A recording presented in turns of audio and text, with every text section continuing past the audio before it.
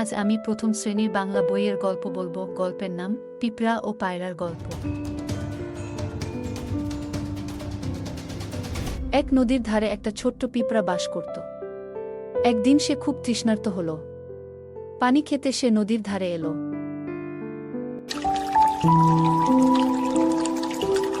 কিন্তু নদীর পানি তখন বেশ উত্তাল ছিল। হঠাৎ একটা বড় ঢেউ এসে তাকে ভাসিয়ে নিয়ে গেল। ওহ, বাঁচাও, আমি তো ডুবে যাচ্ছি। নদীর পাড়ে একটা বড় গাছ ছিল।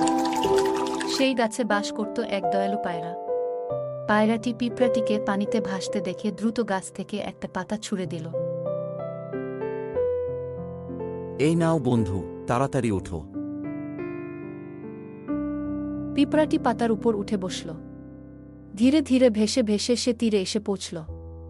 বেঁচে যাওয়ার আনন্দে সে পায়রাকে ধন্যবাদ জানালো। তুমি আমাকে বাঁচালে। তুমি সত্যি একজন ভালো বন্ধু। এরপর থেকে তারা দুজন খুব ভালো বন্ধু হয়ে গেল। কিছুদিন পর পিঁপড়াটি দেখল গাছের নিচে এক শিকারী দাঁড়িয়ে আছে। তার হাতে রয়েছে তীরধনুক। সে পায়রাটিকে মারতে উদ্যত হল। না, আমি আমার বন্ধুকে বাঁচাব। পিঁপড়াটি তাড়াতাড়ি ছুটে গিয়ে শিকারীর পায়ে জোরে কামড় দিল। ব্যথায় শিকারী উঠ করে উঠল। আহ, এ কি?